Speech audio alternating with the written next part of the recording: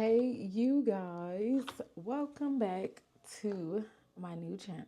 Not my new channel. Welcome back to my channel.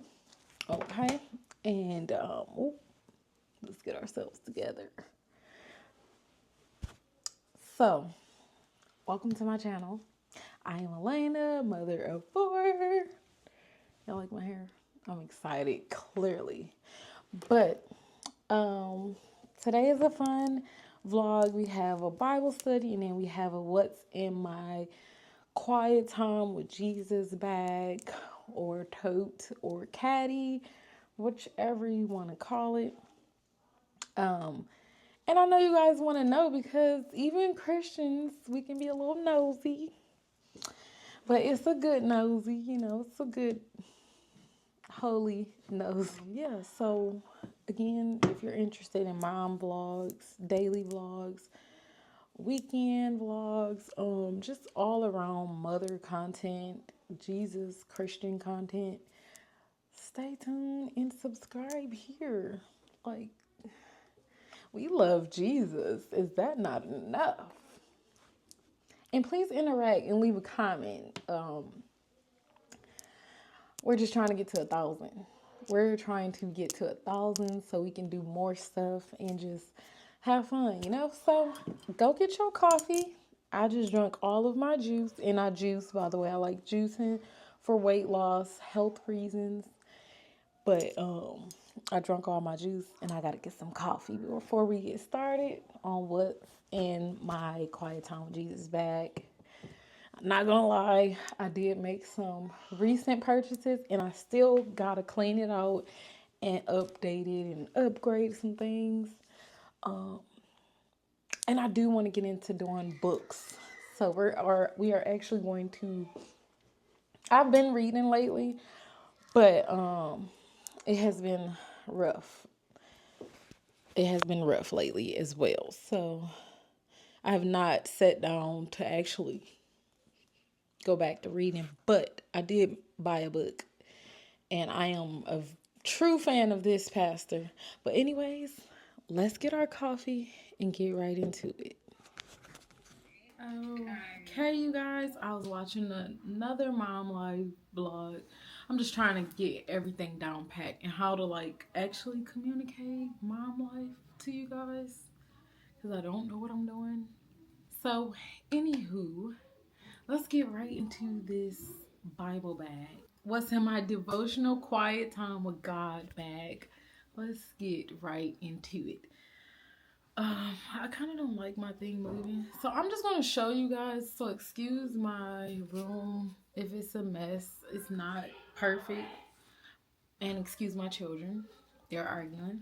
I have less than 15 minutes to go ahead and show you guys.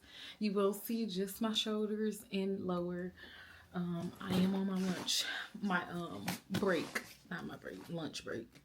But anyway, we'll start on the outskirts. Pay, come here. The outer side. So I like to draw the paint. That's just another side of me. I do multiple things. There's not one set thing. I use the creative side of my brain a lot. Thank God for that. And so I have this distress spray. And this is Tim Holtz. I love his stuff. Especially when I was journaling. I have a little marker. This is a Hobby Lobby marker. The felt tip. I think that's what they call it. I may be saying it wrong. Some little sticky notes are in here. You can never get enough sticky notes. I don't know what this is. It just got there. But I had this bag for a long time. And I'm proud of myself for not spending any money. But I have these little things just for decorations. Or I use these as bookmarks before too. And that's just the creative side of me.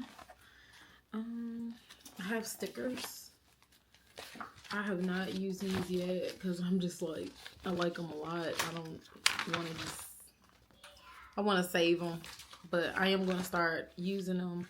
now that I got something in here that I'm going back to, and I will show you guys and explain it.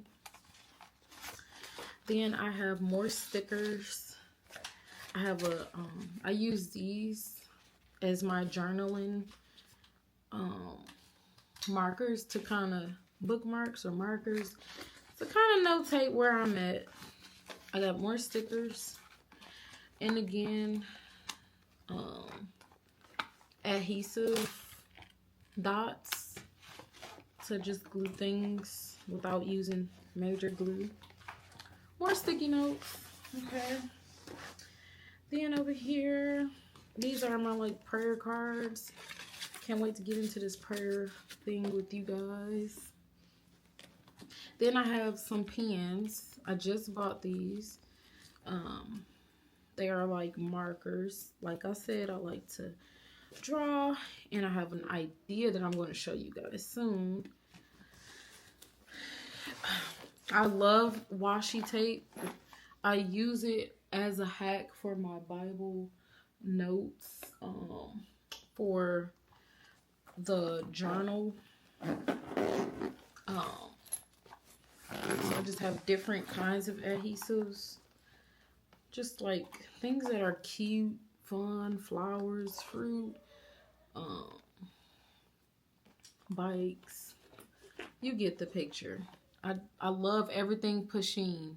You guys, if you hear anything or see anything dealing with pusheen, please let me know, because I love pusheen. That's a little teacup set. And then I have paint. I don't know how this got in here. I put it somewhere else, but I use these stamps. I do stamp when I was note-taking heavily, not note-taking, but journaling. I use stamps a lot. And so that's pretty much it for the outskirts. Let's get to the good stuff. So here I have my cards. I will show you what I use these for. So yeah, I use these index cards. That is a big part of my journaling. I also have more washi tape. These are the ones that I'm using now, or I want to use, because they're cute. And so I just put the ones I want to use in here. Okay, so these are the current ones I plan to use. And I have, you guys, I told y'all I use washi tape like crazy. Like, this is more washi tape. And then I have more stamps in here. Like distress stamps from Tim Holtz. I love his line. These are just the plain distress look, because when I journal, sometimes I like to make my pictures look like they're from the 1800s or something. My writing look like I have these when I journal in my journal. I use that sometimes. Alright, and prayer cards, more prayer cards. More prayer cards, more stickers, more journaling for my Bible note-taking markers. I call them markers because I use them as bookmarks. And they make your journal, like where you left off at, it makes your journal look very cute. Let me show y'all an example in just a second. I have more stamps. That's a heart one. Oh, it broke, and that was my favorite one. But I got it from Hobby Lobby, so I will be back. I have glue. Spray glue. More spray. Distress. Nope.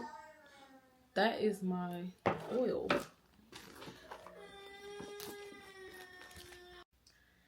Okay. And let's see. I have this Words of Jesus for Everyday Living. I'm trying to find a book that's kind of like a guidance for me to pray. Because sometimes I feel like I don't know what to say when I'm praying to God. So this is a Words of Jesus. Little tiny book. It's about the size of my hand, so you know it's tiny. Then I have another prayer book. So how I would organize my being is the things that I'm working on right now. And prayer, consistent prayer is a big thing right now. Right now I'm learning how to pray in my heavenly language more. And so sometimes I'm just walking through the house and I'm just praying. But Miles Monroe is a great speaker, a great author, and this prayer book is an awesome book. I read it before, but honestly I did not complete it, and I do need to complete it because he is just, like I said, he's an awesome author. Another one, I just bought this from Hobby Lobby. Don't give the enemy a seat at your table. What drew me to this book is this guy, Louis Giglio, Louis Giglio.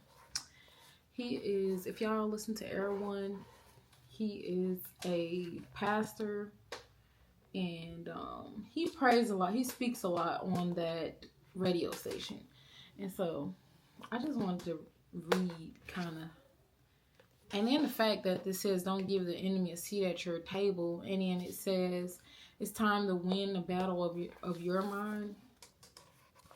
It just drew me to that because we're living in such tense times. You don't want to give the enemy any type of room in these last days. And so I'm working on prayer and God to keep my mind in these times.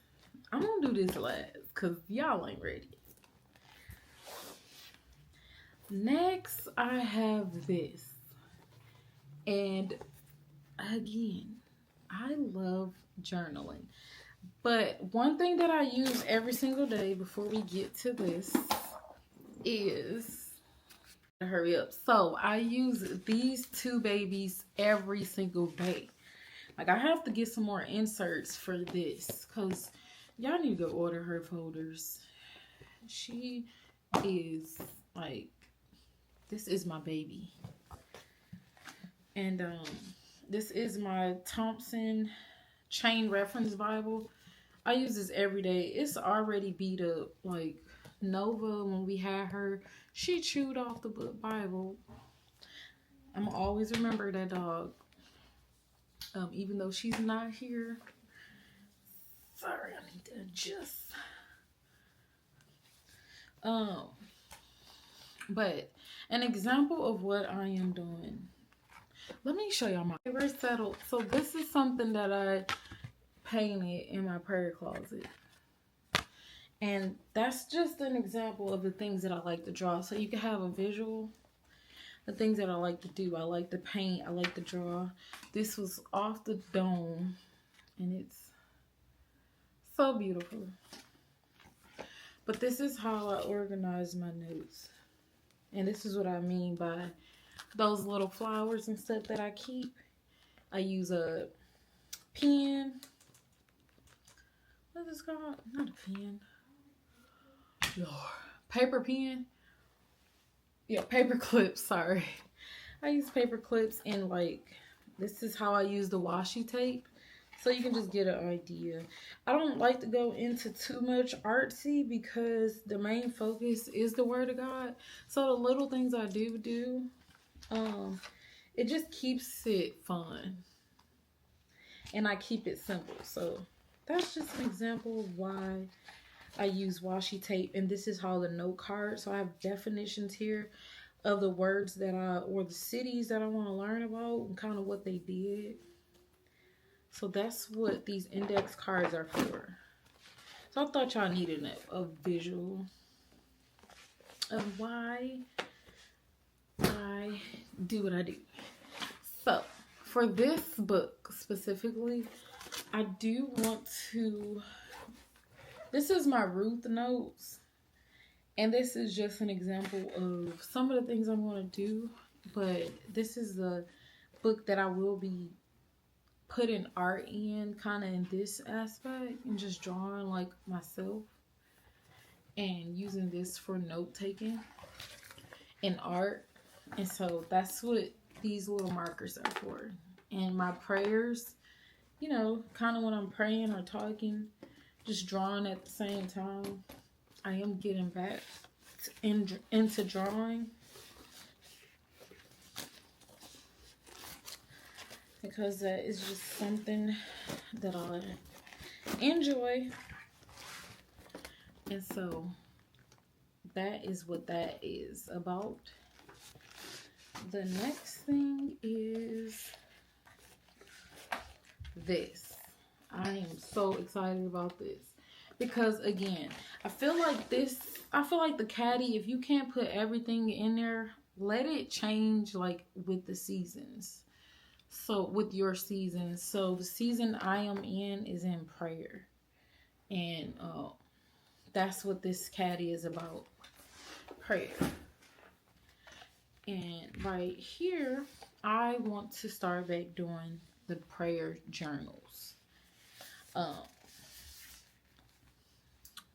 think the last time I had a prayer journal, it was just too big and intimidating.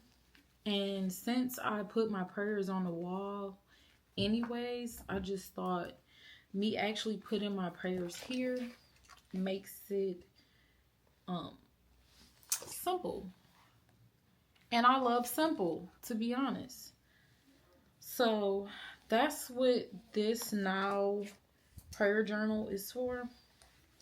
Instead of putting my prayers on a wall and just making things difficult, I am going to put it in my folder and put it in my Caddy. And then that,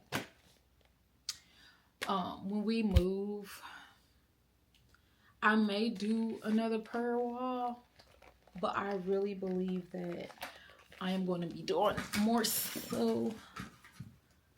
I'm more so going to do prayer journals again. So this is, my hand is this big, so it's not that much big. Like, it's right here to my stomach.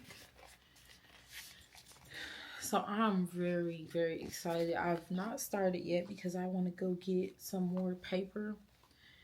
And I will have to go back to Hobby Lobby. We went and it was closing time, so I didn't have a chance to just get the stuff I needed. So I plan on going back to get some more of these so I won't run out of room for prayers. And again, I see some weird stuff. Me and God. Give me a second. Sorry, you guys. I did not have my headphones, my mic on this whole time, so I really hope the quality was good. And this is not just this perfect video, so I apologize ahead of time, but this is real life. The next thing inside of my prayer caddy or bag or tote is, okay, y'all, sorry if my viewing changed. I had a call. Y'all know I work from home. Last but not least, I am so obsessed. Doesn't even have the words to describe how obsessed I am. This is called the Jesus Bible, New International Version. You guys, it is super thick. It is pretty big, but it's a good size. As you can see, it can fit in my caddy, but I love the thickness of it. Like, it is thick. And I got this from Target, the website.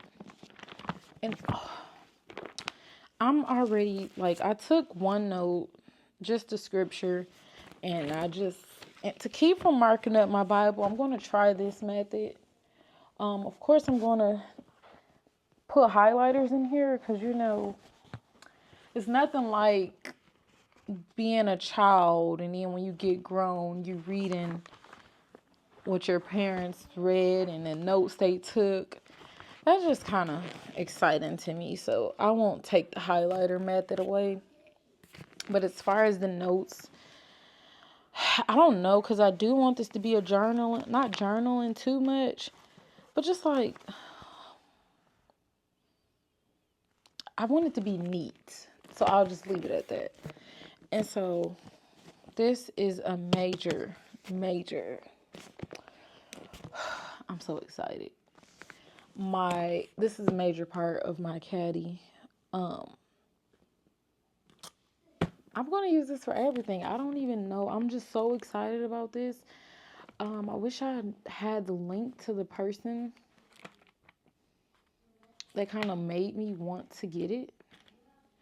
But honestly, I was studying Ruth, and the insight that whoever wrote, like on the side of it, their insight is so legit. And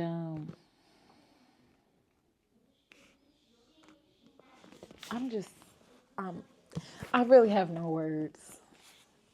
But I know this is going to get me through the rest of 2024. It's pretty and it makes me want to read. And I understand what it's saying. So I've teamed this up with this. We just can't go wrong. But of course, I just leave this inside of the caddy. And that is what is inside of my Quiet Time with Jesus tote. And I got this from Hobby Lobby. I know this don't have anything to do with it, but it's a mirror. And I just love that it has Proverbs 31 and 25 on there. She is strong. And it's just a little cute mirror. I be needing a mirror because I be having a lot of malfunctions in my videos. And I just thought this is a good thing just to carry around. But so yeah, I can't fit this in here. I wish I could, but I promise you guys, there would, like, this, I'm telling you, you guys just have to go get one. I am going to look on her website right now so that I can add more inserts in here, because I am literally running out of pages and I don't want to put this down. I'm not ready to put this down. So I am running out of pages. Like literally. Very slim. So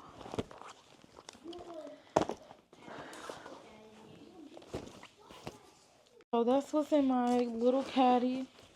To get me through the rest of 2024. Quiet Time with Jesus. This thing is messing up already. So a lot of this stuff is over time, but I did purchase this recently, and this was on sale for $3 or $4 at Hobby Lobby, by the way. I don't know why, but they have this color on sale, $3.99 or $4. I'm not sure, but go get it. And if you guys want, let me know if y'all want to do like a book review on. I can take notes on my books I'm reading and kind of just, not so much as overshare the book, but just the notes I took from it.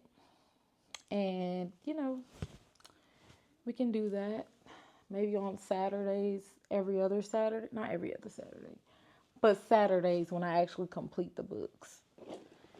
I bought this pencil box. Me and the kids have pencil boxes from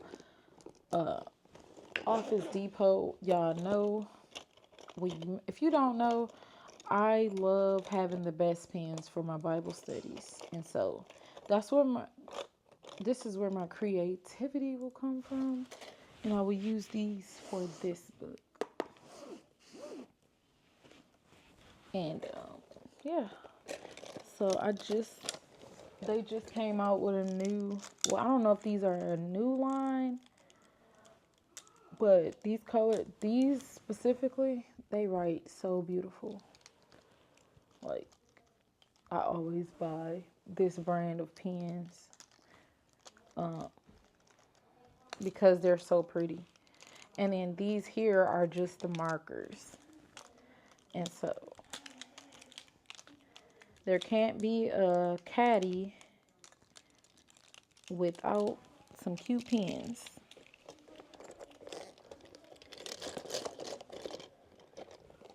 Okay. But you guys, please consider subscribing. I will do more Bible studies. I'm just trying to figure out the way God wants me to go with my vlogs, so I'm just going with the flow. But yeah, that's all that's in my bag. I do want to find a miniature prayer book like this to read, but I guess I can start with this to use as prayers. It says, "No one has ever gone to heaven and returned, but the Son of Man has come down from heaven." And that's a start.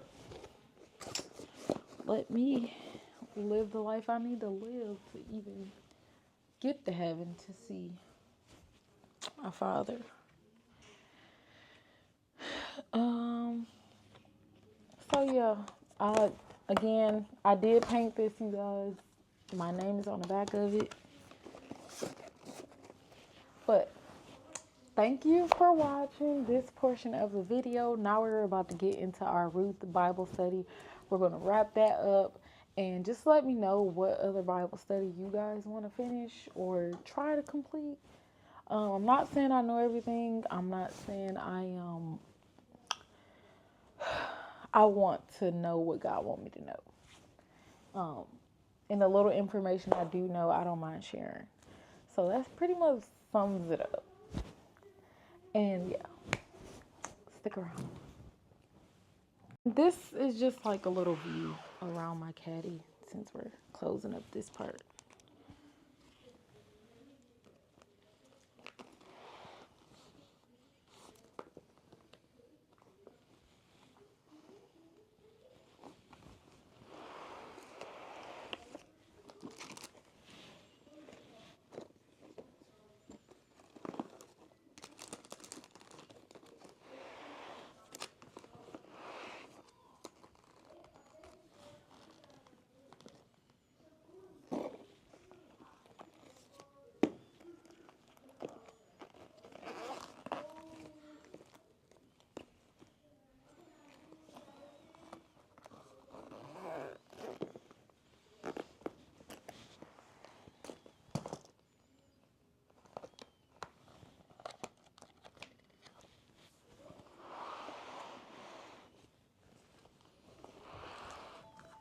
Hey you guys, if you're new, subscribe please. I am so excited about ending our Ruth Bible study. Hold on. Okay, we got our mic, so that's better. Hold on. Okay, so I have a few minutes before my little break in. Again, we are ending the Ruth Bible study. So, it was awesome, you guys. Super awesome. I hope you guys enjoyed it. I did get some feedback on it.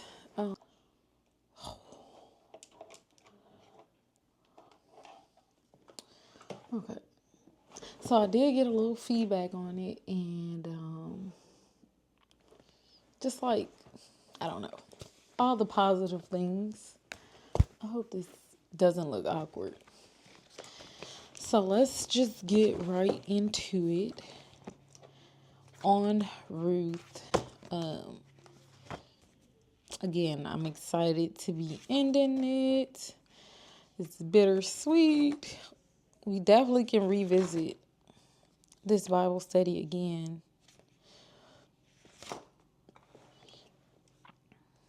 So we did Ruth 1. I think we're on 3 and 4 because those are the end. It's only 4 books. Okay, so immediately getting into 3 and 4, this is when Naomi went looking for her kin. Well, she went to live back with her kinsmen. And so I just love the way Naomi gave Ruth instructions. Let's give it up for instructions. Instructions are very, very important. Instructions remind me of structure and just, a plan. And so, what I learned from Naomi is that an instructor cares, right? She informed her, look, you need to get clean, you need to wash up, you need to anoint yourself with oil. She said you need to get clean, wash up, take a shower. Don't look, there's someone you need to meet. You need to be presented in the most godly, God-fearing, clean. Just presentation matters, okay? And so that's why coming on YouTube, I'm like, look, I gotta put a little bit more effort in my look, because obviously if you want something, you need to present yourself like, I want something and I'm gonna do everything I can to get it. Okay? And so that's what Naomi gave her. We are missing in 2024 that sound structure, instructions from our women, our older women. We are missing it because a lot of people are caught up in their own lives, in their own abilities, and doing things for themselves and not necessarily thinking, okay, is this what God want me to do? Should I just be teaching my children? Should I just be catering to a group of people? Like, what does God want me to do? And so I miss that sound instruction from women or older women, with nothing attached. Just me, just somebody that cares. It's not even, Naomi said it a couple times. Look, you have to go. I have to find you somebody because you can't live like this. You can't live like this. I have nothing, And that's what she thought of herself. She said, I have nothing. But to me, she had a lot. She had wisdom. She was wise. And it mentioned how wise she is in Ruth and how important her role was in the book of Ruth. So older women, just do not take down of, if I become a grandma, I don't want to take it lightly. Her life, yeah, she felt like God's hand was off of her, but I'm telling you, thank God she held on a little longer. Okay, let's move forward. So, for that first part, instructor, we need to find people that don't mind teaching us how to be a lady, how to present ourselves to, with no strings attached. Because I'm gonna tell you, the pureness of Ruth was very, I don't think it was talked about as much, because at first she was just going to the field to just get anywhere, hoping that someone would see her working hard, but she just wanted to work. She was looking for work and she wasn't thinking about this man. Now, when she went home, this man pointed out her, he asked his workers, who is that woman over there? And they told her, that's Naomi from, she's a Moabite woman. She came with Naomi, blah, blah, blah. And she was there just working. God will find you. You don't have to, all these women out here are doing things to get attention, even with their skin, their face, not being natural in their natural state. Just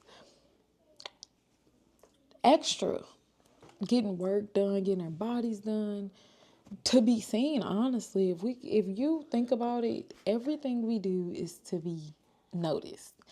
Ruth, she was spotted head on, and she was working, gleaning in the field, child. Okay, let me get into my notes now. That wasn't even my notes. Okay, so I wrote a little bit of notes, not much, because I do want God to just speak what He want to speak. But I'm telling you, I had a good Bible study. I got 3 pages almost full of notes. But let's get into the names, right? This is a real Bible study. So, and I gotta be on the clock, so excuse my headphones. But the names or the terms coming from this book. So here I got another Bible that I'm going to show you guys in a few. But on the first page of Ruth, it had a title to the book of Ruth. And it says, Our Guardian Redeemer. So, Ruth and Naomi returned to Bethlehem. And the definition for Bethlehem is house of food. And Bethlehem is also where Jesus was born, right? Or was he raised? Born. And so I also got the term out of Bethlehem, and then it led to Judah. And Judah means praise. Naomi means pleasant. Mara is when she got further along her journey and she returned to Bethlehem. They were like, Naomi, I wonder if she's the woman from Elimelech. I don't know her husband's name. Elimelech. The Moabite, when they were in Moab. Is that her? They were whispering amongst each other. And so Naomi burst out. I don't know if she burst, but she's like, don't call me Naomi. Don't you see God's hand? God is upset with me. I forgot the scripture, but I'll put it somewhere. And so she's like, don't call me Naomi. Thank you for... No, where were we?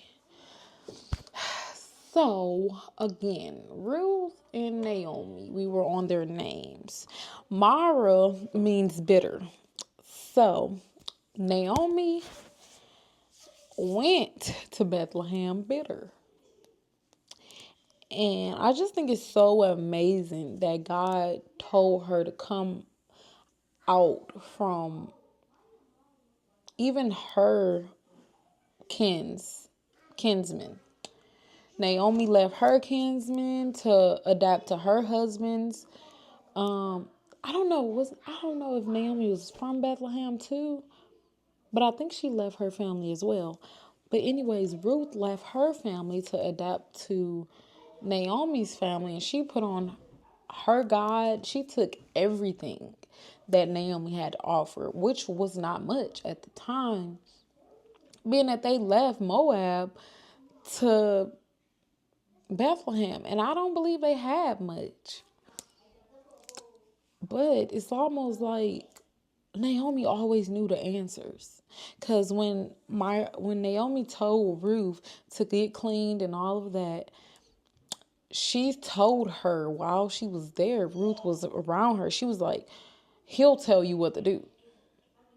Now, I don't know, they haven't even talked, obviously. Naomi and Boaz, they did not talk. It doesn't say where they reacted or interacted, with each other. It's like Naomi knew her husband. Maybe Naomi just knew her husband so well. She knew that all of the people from Bethlehem are the same, just about. And so maybe that's what she knew. But every single time, she was like, he got the answer. She came back, right? After she got dressed, she not seduced him. But she attempted to, and Boaz just had respect for her because her name was pure around. Like, everybody knew her as like this pure person. And so he was like, everybody know you as this pure person. And he's like, we don't need to destroy your reputation. You know what I'm saying? And so, man, if you know he's for you, he's going to have respect for you. If God ordained something, what God put together, no man can put asunder, but also he'll have respect for you. And so Boaz had a lot of respect for Ruth. He's like, we got to do this the right way because a lot can be at stake. I don't know, maybe she could have died she could have became harlot. They could have, just jeopardized her name, everything that she worked for and being this pure person. After her husband died, she cleaved to Ruth, Naomi, and she stuck with her. Like, people knew the good about her. Like, what can people give?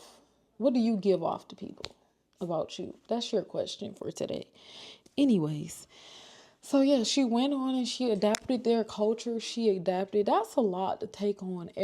Like, when God mentioned in the Bible, in the New Testament, husbands, you must leave your mother and your father and, be with your wife, submit to your wife. That is a lot to take in because you're leaving everything that you know and you're cleaving to this person that's not even blood related to you, but it's like you just going by faith and saying, yes, I'm adapting your culture, I'm adapting your family's culture, I'm taking your God, I'm taking their God. But it's just, that's why you have to be careful about who you marry, because if they're pulling you away from the God that you know is true, then 10 times out of 10, you don't need to be with that person. If you know Jesus Christ is true, you don't need to be with that person. She just looked up because in the Bible I read, it said Ruth must have seen something so significant about Naomi to be like, nah, bro, I'm following you and everything about you. Everything about you. Our character matters because God is a part of our character, you guys. So everything about us matters. Don't let the world fool you.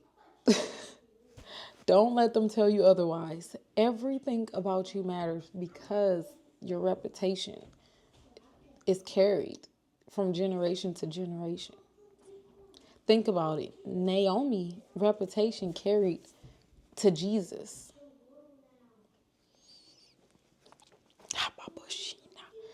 Jesus.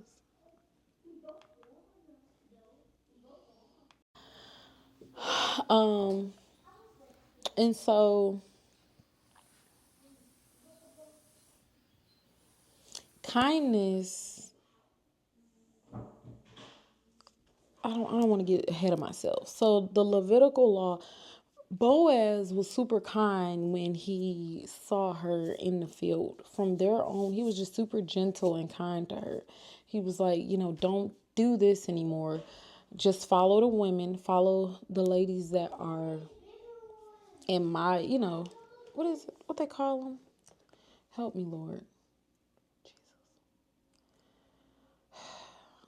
My handmaidens. Follow my handmaidens. Thank you, Lord. Follow my handmaidens and just do what they do. Okay? Adapt to how they do things. Don't pick up nothing. You just catch all the wheat. You catch the good stuff. Okay? Don't do nothing. And so she did that, and she questioned, like, why are you so kind to me? But that's what they did. In the Levitical law, harvesting, I'm just going to read this definition. Harvesting was to be done with only one pass, leaving behind some for the poor and foreigner. Ruth was both poor and foreign at that time. They didn't have nothing going there. Like I said, Naomi and Ruth left all of their riches behind. Will you leave everything behind, not knowing what the future holds for you, but you just want the God that's over there in that land? You just want him. He's your portion. Would you leave everything behind? And so the heart of that law, the Levitical law, was to allow God's people to respond to his provision by being generous to those with less. Lord, like, what I'm noticing about people, YouTube community, anybody, is that when they get more, they hold on tighter. They hold on tighter. Now, if you're like me and you like have an issue with people using you or taking advantage, even though God said just pray for people who do that to you, but I'm in a season where I want God to show me who to help, who to bless, who to allow to take from, what was left. Because, of course, I keep my portion, and what's left, you give to the poor. That's the God we serve. And so but the Levitical law, about the harvest and you give to the poor, but those things, those type of traditions, that's really the heart of God. Like, we should not lose that. That's why God has to trust you with certain riches, because certain people, he know that if your heart is selfish, you're not going to give the way that he calls us to give as his people. Because if you're adopted in Christ, and you believe, automatically his blood is in you. Like, you're his. And so to be from such a good God, like, you do have to adapt his characteristics. If you're selfish, and if you have lived a selfish life and you decided to give your life to Christ, there's no way you should still be selfish. I'm sorry, but you shouldn't. And so obviously Boaz had that characteristics. He was still, and Ruth was, I just imagine her being so comfortable about that, because it's like, wow, he's still the same generous person. He's still this generous man. Like just, and then she ended up telling Ruth, just follow him, He's not going to forget about you. He's not going to rest until he finish what he started. Like, he's not just telling you he's going to do this, but he's actually got a plan together. And so Boaz is smart. He wasn't trying to manipulate the people, but he just the man that knew what he wanted. And so he knew that culture, the man that was the guardian redeemer, was supposed to come before Boaz. It was two of them, two close kinsmen to her husband. And so that was the other dude, I don't know his name, and then that was Boaz. So Boaz had to get this plan together to convince him, you don't want to marry Ruth. This ain't what you want. Because you're going to be marrying, not only will you be buying her estate, if you buy her estate, you're also going to be taking her. And so, again, I got ahead of myself. But Naomi gave Ruth instructions, right? Then,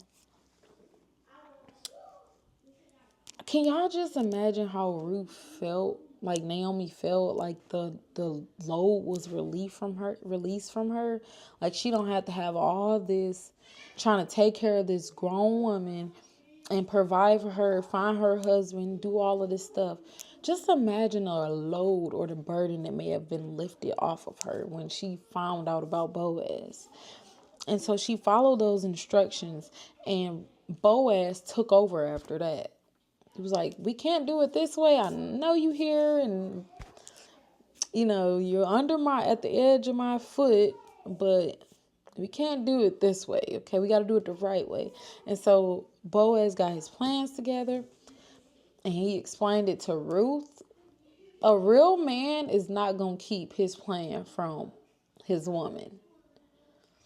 I got the plan, but I'm going to explain it to you, and all you got to do is sit and be patient.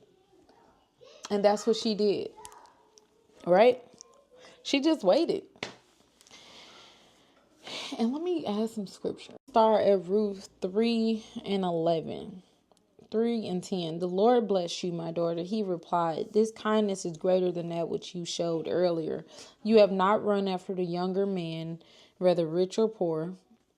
And now, my daughter, don't be afraid. I will do for you all you ask.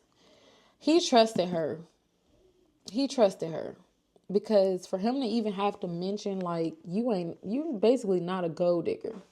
Like, you didn't run after these men, whether they were rich or poor. This world is turning to idols. And a lot of women need to be careful about what you're chasing. But anyways, all the people of my town know that you are a woman of noble character.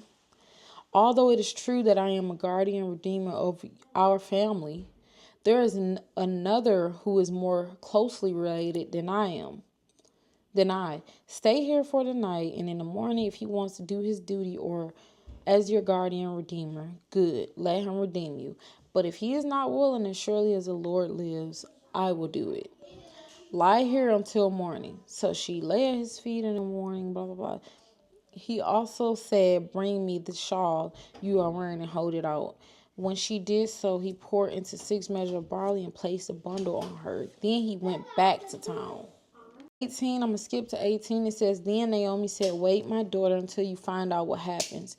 For the man will not rest until the matter is settled today. There goes Naomi jumping the gun. She always know what's going to happen. So you can't tell me, even though she had doubted herself and she said that she's bitter, her name is Mara, she came in there bitter, the hand of God was still surely on her. So Boaz's wisdom took over at that point. He's at the table, he's discussing, if you take Naomi land, y'all know she's in town and she's trying to sell her property. Y'all know if you take her property, you're going to take Ruth because she is over that property. That's the dead wife. So the dead's wife. So whoever died, that was her wife, and that stuff belonged to her. She was it was hers, but still it had to be a covering over her for it to even be claimed. If that makes sense. It couldn't have been hers unless it seems like their tradition is the family have to take over. Whoever next in line have to take over. So that was their tradition.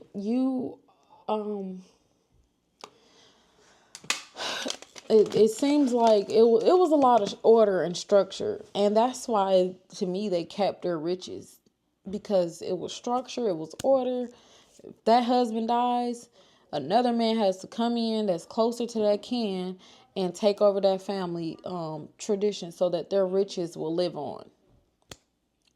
So their name won't be forgotten.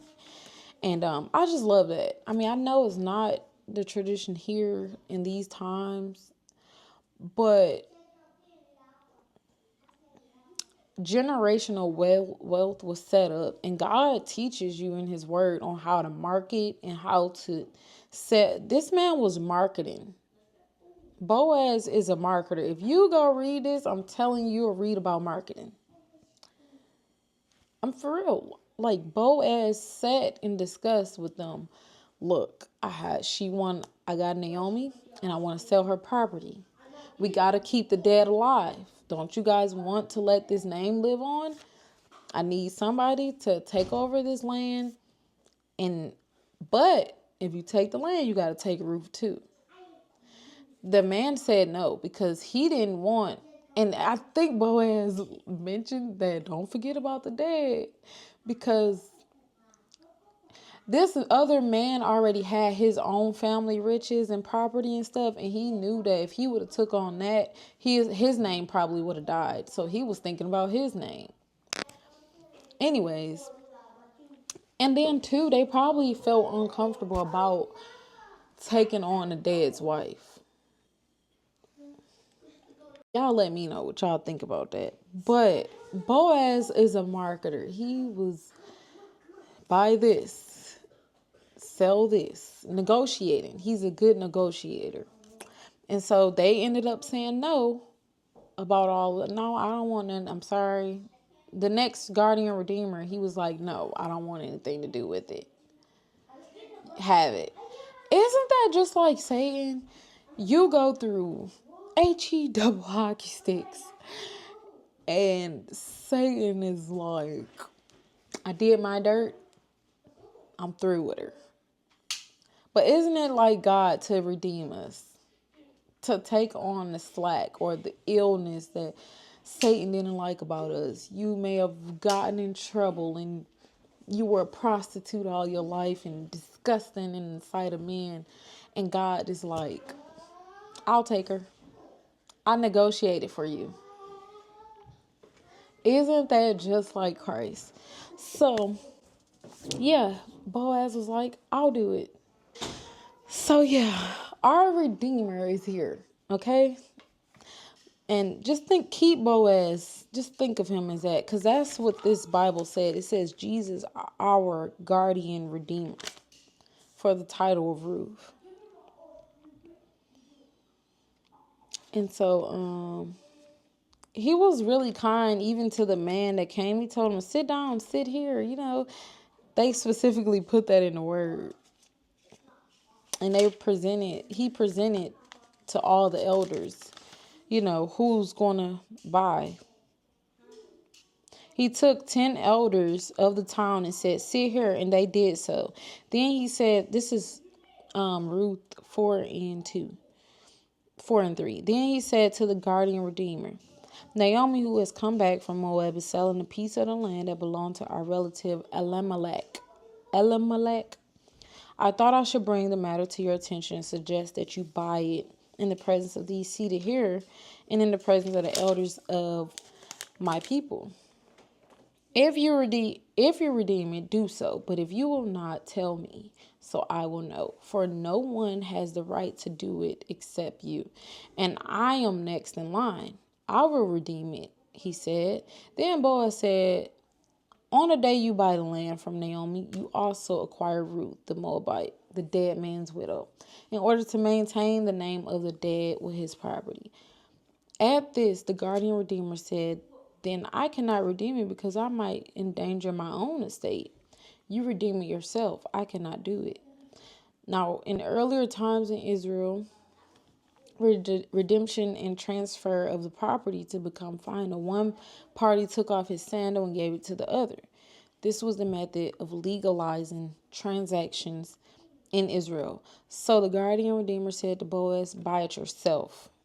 And he removed his sandal. Then Boaz announced to the elders and all the people, today you are witnesses that I have bought from Naomi all the property of Elimelech, Kilion, and Mahlon.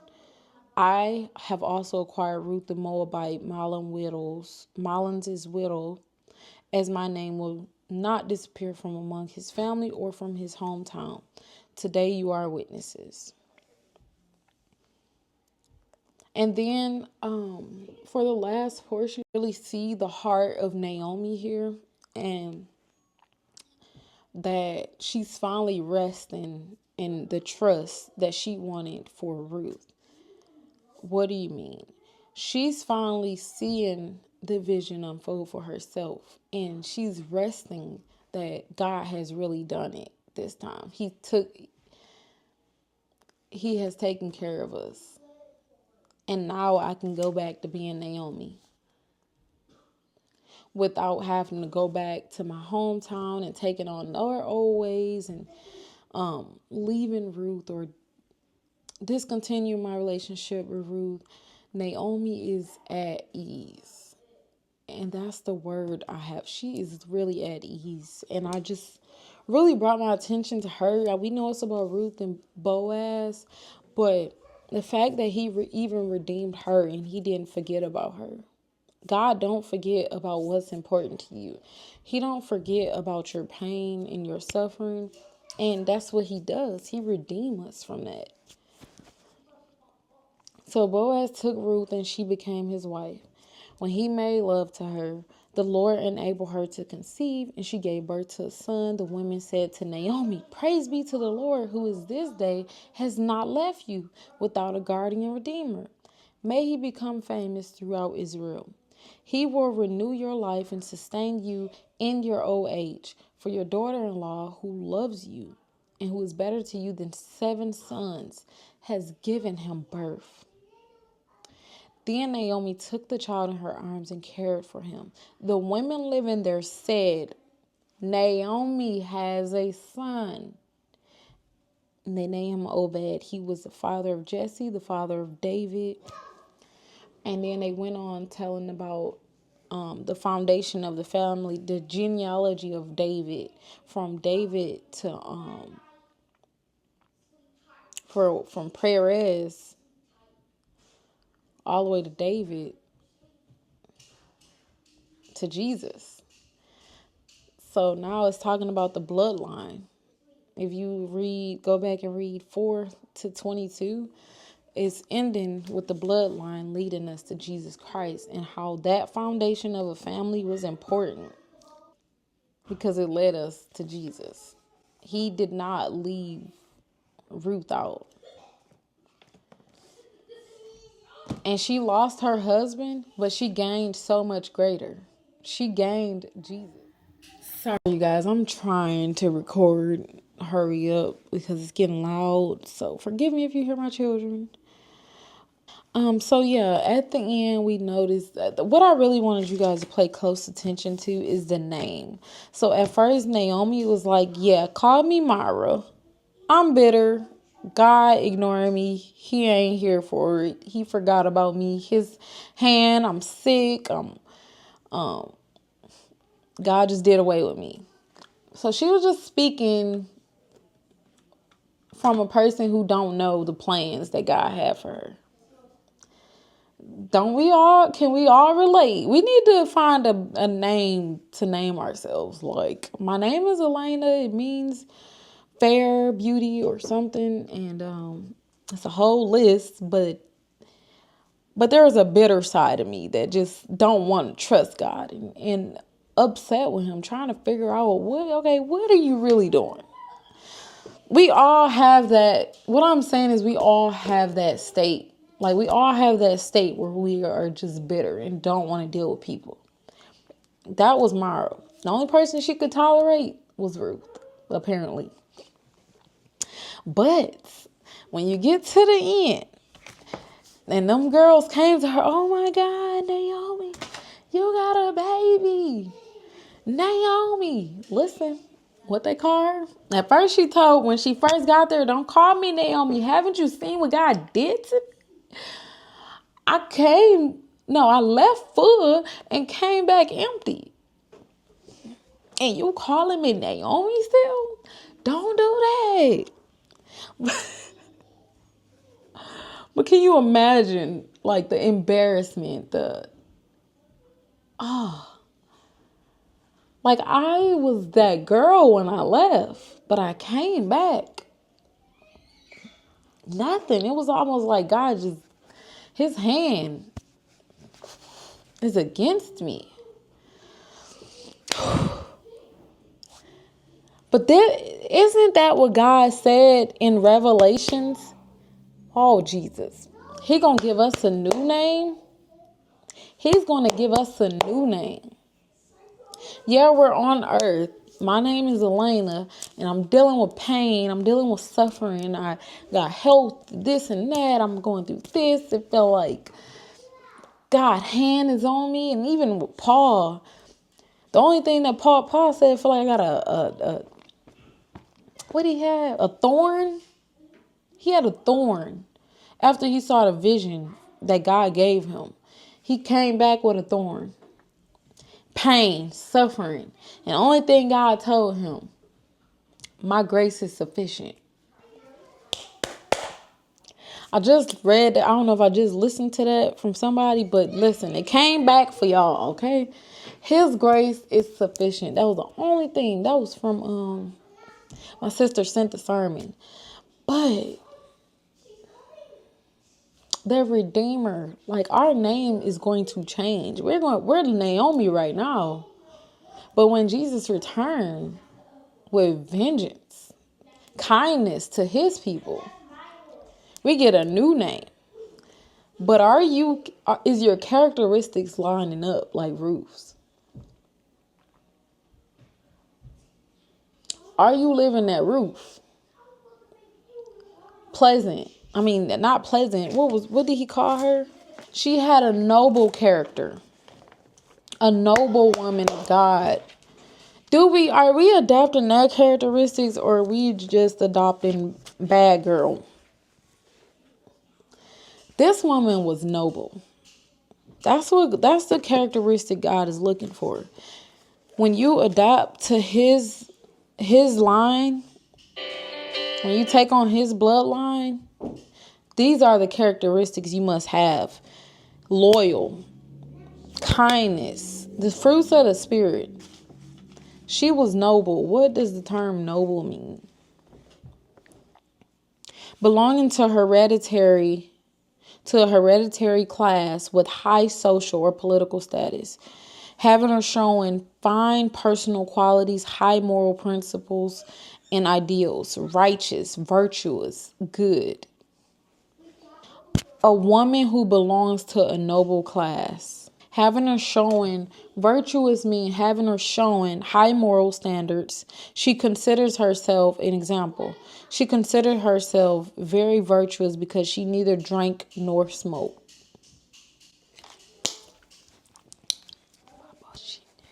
You have to put on Christ. You can't say you are virtuous and you're living this worldly life. You can't be noble and then you want a noble man. You want a noble husband. You can't. If you study collecting gossip, if you're surrounding yourself with people who aren't even in this heredity, it's a class of folks. So when we adopt Christ, we became noble priesthood.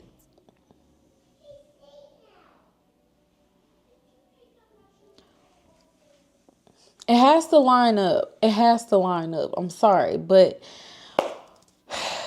Ruth relaxed. Like she couldn't even focus on the bad that went on in her life. When she got that child, just think of a woman and all the suffering you go through, and you finally lay your hands on that child. You can't even remember the bad.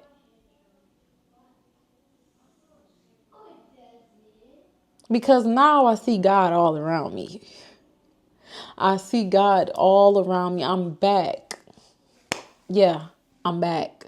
Is that Naomi? Yeah, she's back. She's back. Mara gone. Mara is gone. Bitterness is gone.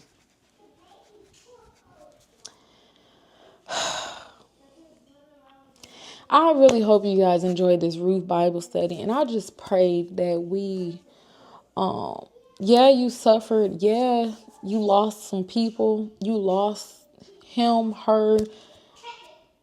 At some point, Naomi, you gotta let go. People know you are widowed. They know you. They know the pain and suffering you went through. They know it. They can see it. Your town, they know about you. But now it's time to now behold the Lamb, the Redeemer. My Redeemer lives. Okay? Forget about the past. It's behind me. My Redeemer is before me. I'm moving ahead. So, again, y'all just keep in mind that our Redeemer is here. I wrote down, this is the last of my notes. I'm just going to share the bottom pieces. God will allow the suffering, and after the suffering, abundance. For y'all not hip to abundance, I'm sorry, but that's who we serve. The poor we gonna have always, but let me tell you, if God wants to set you up with a life like Naomi's, who are you to reject it? Because you don't know who needs your help, you know? So yeah, I don't believe in the preaching prosperity and that's it, but I know my God. I know where I'm from. I know who created me. And I know what he told me. So just be careful what you speak now. Just be careful. That's all I'm saying. And after the suffering, abundance. Our abundance has always been in our Redeemer.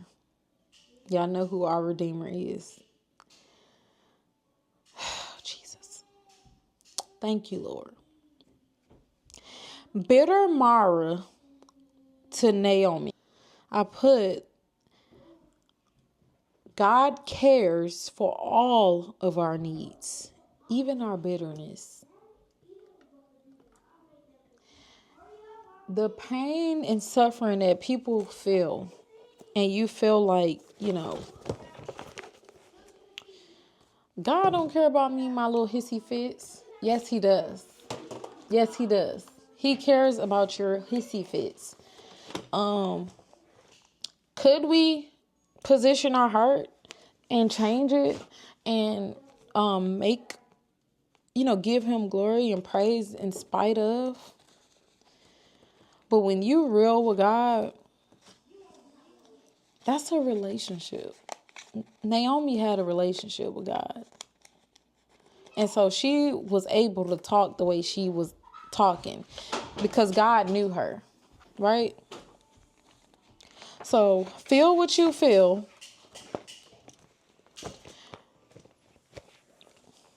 Feel what you feel.